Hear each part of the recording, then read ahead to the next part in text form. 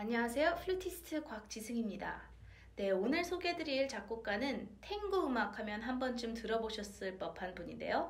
바로 아스토르 피아졸라입니다.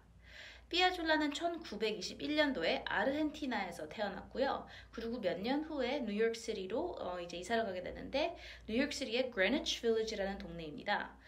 그 동네는 요즘 굉장히 분위기가 넘치고 핫플레이스라고들 해요. 하지만 그 당시에는 많이 위험했던 동네라고 합니다. 그래서 피아졸라에게는 아마 음악이 유일한 낙이었을지도 모르겠어요. 피아졸라가 처음 음악을 접하게 된 계기는 그의 아버지가 집에서 탱고 오케스트라 음악을 많이 틀었다고 해요. 그리고 피아졸라가 음악에 관심이 굉장히 많아서 아버지가 형편이 조금 어려운데도 불구하고 반도네온이라는 악기를 선물해 줍니다. 반도네온은 아코디언과 같은 악기인데요. 탱고 음악에서 빠질 수 없는 소리죠. 반도네온의 이제 그 매력에 빠져서 피아졸라가 거의 매일 하루 종일 연습했다고 합니다. 네, 아무튼 그렇게 해서 그레니치 빌리지에 있었다가 몇 년 후에 뉴욕시티의 또 다른 동네인 리틀 이탈리로 이사를 가게 됩니다.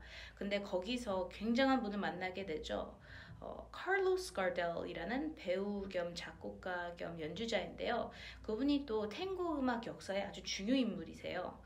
그런데 카를로스 가델이 피아졸라의 연주 실력을 보고 그의 재능을 발견해서 함께 공연 투어를 가자고 합니다. 그런데 피아졸라의 아버지가 못 가게 막았다고 하죠. 왜냐면 피아졸라가 너무 어렸고 당시 13살, 14살밖에 되지 않았었고요. 그리고 피아졸라가 좀 몸이 편치 않았던지라 아버지가 굉장히 걱정스러웠을 거예요. 게다가 외동아들이어가지고 좀 더 그랬겠죠. 그런데 그 공연 투어로 이제 이 장소로 이동하는 비행기가 추락사고로 인해서 그 안에 탔던 모든 연주자들이 사망했다고 합니다. 충격적이었겠죠. 차후에 피아졸라가 그런데 그 사건에 대해서 이렇게 이야기를 했다고 해요. 만약에 아버지의 말을 그 당시에 듣지 않았더라면 나는 반도네온 연주자가 아닌 하프 연주자가 될 뻔했다라고요. 네, 하늘나라에서도 아마 연주자가 되었었겠죠, 피아졸라가. 네, 아무튼 그렇게 해서 피아졸라가 17살 때 부에노스아이레스로 가게 됩니다. 거기서 이제 탱고 오케스트라의 바이올리니스트로 처음 활동을 시작하게 되는데요. 피아졸라는 워낙 작곡에 관심이 또 많았었던지라 히네스테라라는 작곡 선생님과 함께 작곡 공부를 시작하게 됩니다. 그리고 그 찰나에 오케스트라는 그만두게 되고요.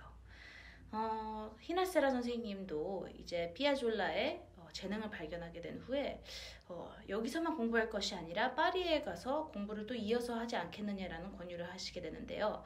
피아졸라가 그래서 결국 파리에 가서 아주 유명하신 선생님 나디아 물랑쉐 선생님과 함께 공부를 하게 됩니다. 그분은 훌륭한 제자가 아주 많기로 소문난 선생님이었고요. 또 최초의 여성 지휘자이기도 했어요. 그런데 그런 선생님과 함께 공부를 하게 된다니 얼마나 떨렸을까요?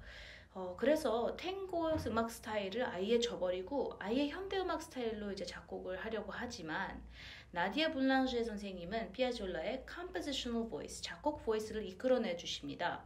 그렇게 하여서 피아졸라가 누에보 탕고라는 뮤지컬 무브, 혁신적인 뮤지컬 무브먼트를 만들어냅니다.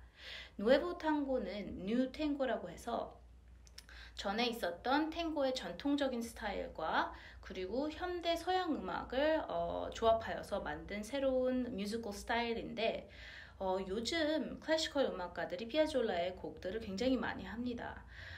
이유는 이제 피아졸라는 단순히 탱고 음악만 이렇게 작곡했던 분이 아니고요. 그 스타일을 좀 묻어나와서 현대 음악 스타일로도 작곡을 했고요. 또 하나는 피아졸라의 작품에는 즉흥 연주 소재가 좀 있어요. 그래서 흥미로운 부분도 꽤 있고요. 오늘 이어서 들어보실 연주 영상은 피아졸라의 잔 이 폴이라는 곡인데요. 저는 플루티스트니까 첫 소절은 플루트로 연주를 하고요. 그리고 아까 말씀드린 반도네온 소리를 흉내내기 위해서 멜로디언이라는 악기로 제가 이어서 붑니다.